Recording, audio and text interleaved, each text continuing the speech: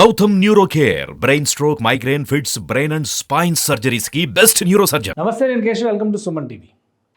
ఆంధ్రప్రదేశ్లో, ఉమ్మడి ఆంధ్రప్రదేశ్లో, ఇంకా చెప్పాలంటే తెలుగు సినిమా పరిశ్రమలో తనకంటూ ఓ ప్రత్యేకత చాటుకున్నటువంటి నటుడు మెగాస్టార్ చిరంజీవి.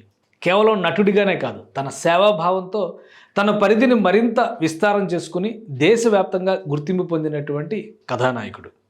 గతంలో పద్మభూషణ్ చిరంజీవి అన్నంతవరకు అందరికీ తెలుసు. ఇప్పుడు చిరంజీవి పద్మ విభూషణ్ కాబోతున్నారా?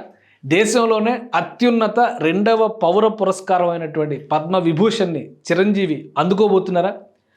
ఈ గౌరవం ఆయన్ని వరించబోతుందా? అతి త్వరలో కేంద్ర ప్రభుత్వం దీనికి సంబంధించినటువంటి ప్రకటన చేయబోతుందా అంటే దీనికి అవుననే సమాధానం చెబుతోంది సోషల్ మీడియా. మరీ ముఖ్యంగా కొన్ని జాతీయ పత్రికలు చిరంజీవికి పద్మవిభూషణ్ గౌరవాన్ని అందించబోతున్నారనేటువంటి ప్రకటన చేయడం ఆసక్తికరంగా మారింది. సాధారణంగా ఈ పౌర పురస్కారాలకు సంబంధించినటువంటి ప్రకటన గణతంత్ర దినోత్సవం సందర్భంలో వెలువడేటువంటి అవకాశాలు ఎక్కువగా ఉంటాయి.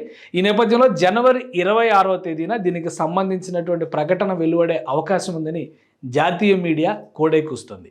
గతంలో చిరంజీవి 2006లో పద్మభూషణ్ పురస్కారాన్ని అందుకున్నారు.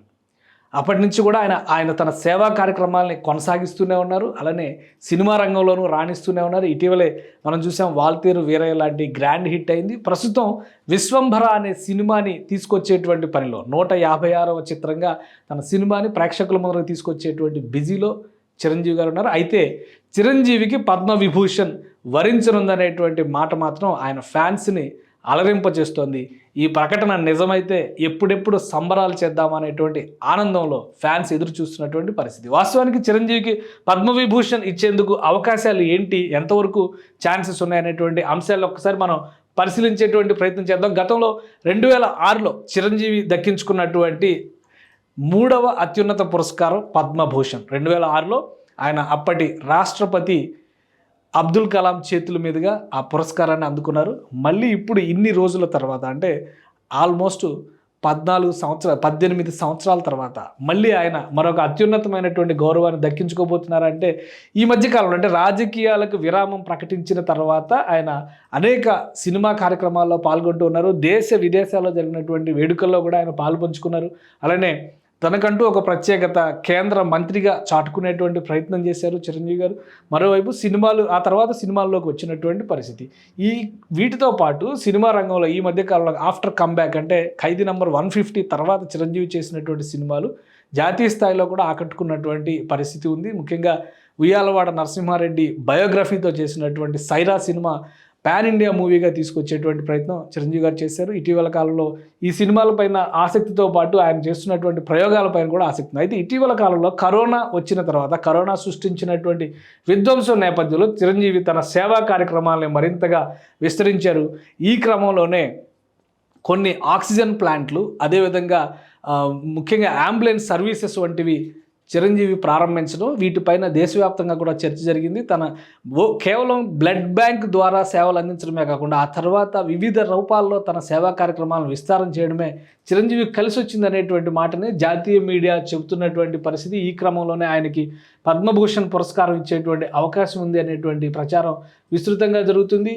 ఇక్కడ దీనికి సంబంధించినటువంటి మరొక అంశం ఏంటంటే జాతీయ మీడియా రిపోర్ట్స్ అన్నీ కూడా ఇదే అంశాన్ని తెలియజేస్తున్నటువంటి నేపథ్యంలో జనవరి 26న ఈ ప్రకటన వస్తుందనేటువంటి సంకేతాలు చాలా స్పష్టంగా కనిపిస్తుంది. ఇక పద్మభూషణ్ లాంటి పురస్కారాలు, పద్మవిభూషణ్ లాంటి పురస్కారాలు గతంలో ఎవరు అందుకున్నారు? ఇది ఒక అరుదైన గౌరవంగా తెలుగు ప్రేక్షకులకి, తెలుగు ప్రజలకి నిలవబోతుంది అనేటువంటి అంశాన్ని విశ్లేషించేటువంటి ప్రయత్నం చేద్దాం. ఇది ప్రతి సంవత్సరం కూడా ఒక 3 కేటగిరీల, భారతరత్న అనేది అత్యున్నతమైన పురస్కారం అయితే దాని తరువాత స్థాయిలో పద్మవిభూషణ్ని మనం గౌరవించుకునేటువంటి సత్కారంగా మనం చూస్తాం. అలాంటి పద్మవిభూషణ్ అందుకున్నటువంటి తెలుగు వాళ్ళ జాబితాను ఒకసారి మనం చూద్దాం. ఇక్కడ చూస్తే కనుక కోట సచ్చిదానందమూర్తి, అలానే ప్రొఫెసర్ ఎన్జి రంగాకి గతంలో పద్మవిభూషణ్ వరించింది. ఇక చింతామణి దేశ్ముఖ్, దుర్గాబాయి దేశ్ముఖ్ హస్బెండ్, ఆయనకు కూడా ఆ అవకాశం వచ్చింది. అలానే ఆర్కాడ్ రామస్వామి ముదిలియార్కి తెలుగు కేటగిరీలో వచ్చినటువంటి ఆ పురస్కారం దక్కినటువంటి, ముఖ్యంగా ఆంధ్రప్రదేశ్ కేటగిరీలో ఆ పురస్కారాన్ని దక్కించుకున్నటువంటి తెలుగు మహనీయులు. అలానే హఫీజ్ మహమ్మద్ ఇబ్రహీంకి, ఇంకా శ్రీ ప్రకాష్కి కూడా వచ్చిన శ్రీ ప్రకాష్కి కూడా ఈ పద్మ విభూషణ్ పురస్కారం వచ్చింది. ఇక తెలంగాణ కేటగిరీలో వచ్చినటువంటి ప్రముఖుల పేర్లు ఒకసారి చూస్తే కనుక ఇక్కడ మనకి ఎక్కువ మంది ప్రముఖులు కనిపిస్తున్నారు. ఎందుకంటే రామోజీరావు గారికి పద్మ విభూషణ్ వచ్చింది. సినిమా రంగానికి సంబంధించి, ఆయన సేవా రంగానికి సంబంధించి, ఆయన వర్స్టైల్ పర్సనాలిటీకి సంబంధించి. తర్వాత సినిమా రంగంలో ప్రముఖమైనటువంటి వ్యక్తిగా డాక్టర్ అక్కినేని నాగేశ్వరరావుకి పద్మ విభూషణ్ వచ్చింది. ఇక ప్రొఫెసర్ పల్లె రామారావు, ప్రొఫెసర్ డాక్టర్ యాగా వేణుగోపాల్ రెడ్డి, అలానే చక్రవర్తి రంగరాజన్ అంటే డాక్టర్ సి రంగరాజన్ గతంలో మన గవర్నర్గా కూడా చేసినటువంటి వ్యక్తి, ఆర్బీఐ గవర్నర్గా కూడా చేసినటువంటి వ్యక్తి. ఇక కాళోజీ నారాయణరావు, అలానే మైదవోలు నరసింహం, అలానే రావి నారాయణ రెడ్డి, ఇక ఏపీజే అబ్దుల్ కలాం కూడా ఇక్కడ తెలంగాణ కేటగిరీలో అవార్డు తీసుకున్నటువంటి పద్మ విభూషణ్ పురస్కారాన్ని తీసుకున్నటువంటి వ్యక్తి. ఇక మరికొంతమందిని కూడా మనం చూసేటువంటి ప్రయత్నం చేద్దాం. ఇక్కడ చూస్తే కనుక అలీ యావర్ జంగ్ బహదూర్కి మరణానంతరం ఈ పురస్కారం దక్కింది. ఇక వెంకన్న రాఘవేంద్రరావు, పట్టాడికల్ వెంకన్న రాఘవేంద్రరావు, మెహదీ నవాజ్ జంగ్, పద్మజా నాయుడు, డాక్టర్ జాకిర్ హుస్సేన్ భారత రాష్ట్రపతిగా చేశారు. వీళ్ళందరికీ కూడా పద్మ విభూషణ్ పురస్కారాలు దక్కింది. ఇప్పుడు ఈ జాబితాలోకి చిరంజీవి చేరబోతున్నారు అనేటువంటి అంశం ఆసక్తికరంగా మారింది. చిరంజీవికి సంబంధించినటువంటి సేవా కార్యక్రమాలను ముఖ్యంగా కేంద్ర ప్రభుత్వం విస్తృతంగా వీటన్నిటిని పరిశీలనలోకి తీసుకుందనేటువంటిది ఒక సమాచారం ఉంది. జనవరి 26వ తేదీన అధికారికంగా పద్మ పురస్కారాలకు సంబంధించినటువంటి ప్రకటన వెలువడేటువంటి అవకాశం ఉంది. సో అప్పుడు ఖచ్చితంగా చిరంజీవికి తెలుగు రాష్ట్రాల నుంచి తెలుగు ప్రజల నుంచి కూడా ఆయన్ని గౌరవించే విధంగా పద్మవిభూషణ్ ప్రకటన చేయొచ్చు అనేది ఈ వార్తల సారాంశం. ఇది కనుక నిజమైతే జాతీయ స్థాయిలో చిరంజీవి గౌరవం మరింతగా ఇనుమడించేటువంటి అవకాశం ఉంది. మరోవైపు నుంచి ఆయన సినిమా రంగంతో వినోదపరచడమే కాకుండా సేవా కార్యక్రమాలతో ప్రజల మధ్యనే ఉంటున్నటువంటి వ్యక్తిగా ఆయన వెలుగొందుతున్నటువంటి కథానాయకుడు కాబట్టి ఖచ్చితంగా ఇది నిజం అవ్వాలని చిరంజీవి అభిమానులు కోరుకుంటున్నారు. గతంలో 2006లో పద్మభూషణ్ స్వీకరించిన సందర్భంలో కూడా చిరంజీవి సేవా కార్యక్రమాల గురించి ఎక్కువ చర్చ జరిగినటువంటి పరిస్థితి. కేవలం నటుడిగానే కాకుండా సామాజిక చింతనతో కూడినటువంటి వ్యక్తిగా చిరంజీవి ఇమేజ్ మరింత పెరిగేటువంటి అవకాశం ఉంటుంది.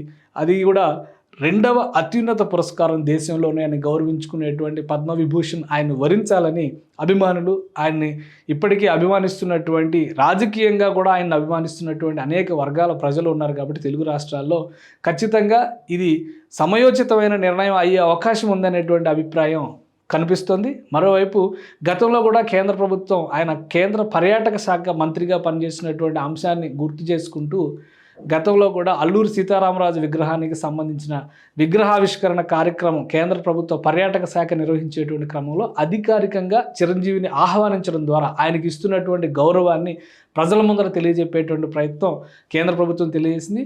ప్రస్తుతం ఇప్పుడున్నటువంటి పరిస్థితుల్లో కూడా కరోనా సమయం తర్వాత ఆయన విస్తరించినటువంటి సేవా కార్యక్రమాలకు ప్రత్యేకమైనటువంటి గుర్తింపుగా ఈ పద్మ విభూషణ్కి చిరంజీవిని ఎంపిక చేస్తారనేది ఈ వార్తా కథనాల సారాంశం. కాబట్టి ఖచ్చితంగా కేంద్ర ప్రభుత్వం ఈ కోణంలో కనుక చిరంజీవికి సత్కారం చేస్తే తెలుగు ప్రజలందరినీ కూడా సన్మానించినట్టుగానే భావించేటువంటి అవకాశం ఉంది. చిరంజీవి అభిమానులతో పాటు తెలుగు ప్రజలందరూ కూడా ఆయన పద్మ విభూషణ్ రావాలని కోరుకుంటున్నారు. అది నిజమవుతుందా లేదో వేచి చూద్దాం. జనవరి 26వ తేదీన పద్మ పురస్కారాలకు సంబంధించినటువంటి ప్రకటన వచ్చేటువంటి అవకాశం ఉంది. జనవరి 25, 26 తేదీల్లో ప్రకటించేటువంటి అవకాశం ఉంది. కాబట్టి దానికి సంబంధించినటువంటి ప్రకటన కోసమే అందరూ ఎదురు చూస్తున్నారు చిరంజీవి అభిమానులందరూ. అది నిజమవుతుందని ఆశిద్దాం.